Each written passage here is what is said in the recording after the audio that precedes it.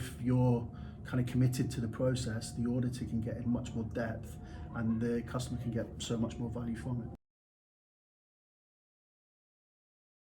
I'm going to be audited in a couple of weeks' time. I'm expecting the NQA Auditor to come along. What should I expect? What does he want? So, you know from experience, because I've actually been involved in audits with you, yeah. So, yeah, it's having a customer that's kind of engaged in the process, and obviously the auditor going in, being well organised, well planned, but kind of the same with the customer, that they know their system, they're confident in their system, they can access all the relevant evidence and information, they're open and they're free for the discussion around things, they're not kind of constrained by their own opinion on it. We're there to test the system and make sure it conforms. We're not there to pick people up and pick faults. So really it's about being open and honest and maybe having difficult conversations about things that might not quite be right. But having the evidence and kind of buying into the process really, because then if you're kind of committed to the process, the auditor can get in much more depth and the customer can get so much more value from it. Yeah, I mean, it's interesting because look, I've been doing this far longer than I ever expected to, but I mean, I'm exhausted at the end of an audit. I genuinely, I say to all of the clients that we work with, just be open, honest, and all that sort of stuff. But it is an exhausting process, and it's quite sort of.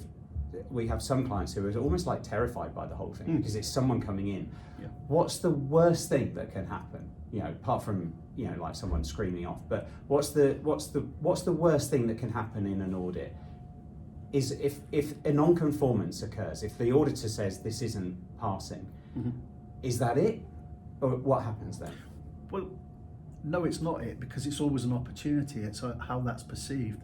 And the idea really is how the auditor explains that and deals with that issue with the customer. So like I say, if the customer's committed to the process and know that we're there to help them improve, it's so much easier, so you don't get a barrier in place then. But no, it's not the end. That's just the opportunity to improve something and then improve the system and make the fix so that things work better. So it's not a blocker. So it's part of a process. Because then if there was a non-conformance, then the auditor would then they would say, look, here's what the situation is.